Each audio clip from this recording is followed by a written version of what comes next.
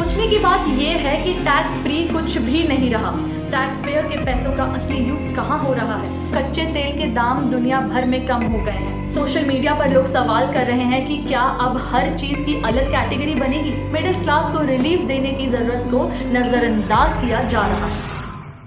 नमस्ते दोस्तों, आज हम बात करेंगे एक ऐसे टॉपिक पर जो मिडिल क्लास के लिए एक डेली सोप की तरह है। कभी खुशी पर ज्यादा गम। हाँ, सही समझा। आज का मुद्दा है टैक्स। ये वही टॉपिक है जो एक तरफ गवर्नमेंट के लिए प्रोग्रेस का इंडिकेटर है और दूसरी तरफ मिडिल क्लास के लिए एक इमोशनल रोलर कोस्टर। और अगर हमारी फाइनेंस बॉस निर्मला सीतारमण जी की बात करें तो वो एक ट्रोल्स के हिट लिस्ट पर किसी सेलिब्रिटी से कम नहीं।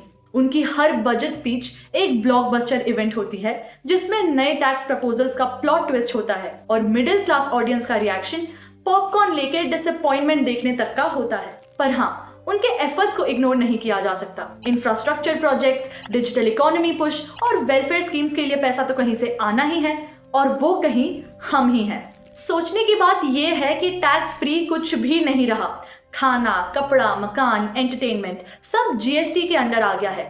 मतलब आपका नेटफ्लिक्स एंड चिल भी अब नेटफ्लिक्स एंड बिल बन चुका है। और अब चलिए इस टैक्स की कहानी को ज्यादा एक्सप्लोर करते हैं। जीएसटी काउंसिल के नए नॉर्म्स को समझना आसान है। अगर आप कुछ बेच रहे हैं तो जीएसटी लगेगा, अगर कुछ खरीद रहे हैं तब भी जीएसटी लगेगा। ये सिस्टम हर ट्रांजैक्शन को इकोनॉमी का एक हिस्सा बनाता है, लेकिन हर इंसान के लिए समझना इतना सिंपल नहीं है। मान लीजिए आप अपनी पुरानी कार बेच रहे हैं। ये एक पर्सनल एसेट है जो आपने अपने यूज के लिए खरीदी थी, लेकिन रीसेल के वक्त 18% का जीएसटी देना पड़ता है। ये सिर्फ एक ट्रांजैक्शन नहीं बल्कि एक रिमाइंडर है कि रीसेल भी टैक्सेशन के दायरे में आती है। जीएसटी का कॉन्सेप्ट असल में हर फाइनेंशियल एक्टिविटी को रेगुलेट करने और एक यूनिफॉर्म टैक्स स्ट्रक्चर बनाने के लिए डिजाइन किया गया है। लेकिन ये छोटी छोटी चीजें जैसे पुरानी कार या बाइक बेचना लोगों के लिए फाइनेंशियल बर्डन और कंफ्यूजन का कारण बनता जा रहा है। आपकी सैलरी पर गवर्नमेंट कैसे टैक्स लगाती है इसको समझना जरूरी है। अगर आपकी इनकम 2.5 लाख तक है तो आपको कोई टैक्स नहीं देना पड़ता। 2.5 लाख से 5 लाख के बीच की इनकम पर 5% का टैक्स लगेगा। अगर इनकम 5 लाख से 10 लाख के बीच है तो आपको 20% का टैक्स देना पड़ेगा। और अगर आपकी सैलरी 10 लाख से ज्यादा है तो 30% का हैवी टैक्स भरना पड़ेगा। दूसरी तरफ जीएसटी की रेट्स लगातार बढ़ रही हैं, लेकिन जीडीपी की स्पीड धीमी पड़ रही है। गवर्नमेंट रेवेन्यू बढ़ाने पर फोकस कर रही है, लेकिन मिडिल क्लास को रिलीफ देने की जरूरत को नजरअंदाज किया जा रहा है। ऐसे में हर मिडिल क्लास इंसान सोचने पर मजबूर है कि क्या देश की इकोनॉमी सच में इम्प्रूव हो रही है या मिडिल क्लास बस एक एटीएम बनकर रह गया है। नए साल के मौके पर सरकार ने सोचा कि कुछ अलग किया जाए और तभी आइडिया आया पॉपकॉर्न की कैटेगरीज बनाकर उन पर अलग अलग टैक्स लगा दिया जाए। इसी डिसीजन के तहत कैरेमलाइज्ड पॉपकॉर्न पर 18% जीएसटी ठोक दिया गया। रीजन उसमें एडेड शुगर है। फाइनेंस मिनिस्टर निर्मला सीतारमण ने कहा कि एडेड शुगर वाली चीजों को अलग टैक्स स्लैब में रखा जाना चाहिए और इस बात पर सभी स्टेट्स ने अपनी सहमति दे दी। अब सोचिए, पॉपकॉर्न जैसा सिंपल स्नैक जो मूवी का सबसे अच्छा पार्टनर माना जाता है, उस पर भी इतनी डिटेलिंग होगी। जनता को ये बात बिल्कुल पसंद नहीं आई और ट्विटर पर अपने यूनिक स्टाइल में निर्मला सीतारमण को ट्रोल करना शुरू कर दिया। एक यूजर ने लिखा, अब तो लगता है सुलभ शौचालय का भी अलग रेट होगा।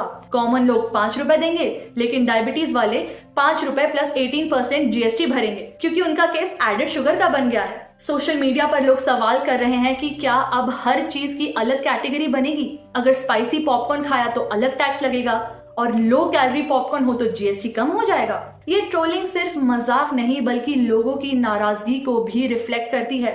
सरकार का कहना है कि एडेड शुगर हेल्थ के लिए हार्मफुल है, इसलिए इस पर टैक्स लगाना जरूरी था। लेकिन जनता का कहना है कि अगर हेल्थ का इतना ख्याल है तो पेट्रोल और डीजल के दाम भी कम करने चाहिए जो महंगाई की हेल्थ बिगाड़ रहे हैं। आजकल एक आम इंसान का सबसे बड़ा खर्चा पेट्रोल और डीजल पर हो रहा है। पिछले 10 सालों में गवर्नमेंट ने इन दोनों के दामों में बेहद तेजी से इजाफा किया है। सबसे बड़ा सवाल ये है कि गवर्नमेंट को क्या सच में पेट्रोल और डीजल महंगा मिल रहा है? क्या अगर ये दाम कम हो जाएंगे तो गवर्नमेंट को नुकसान होगा? बिल्कुल नहीं।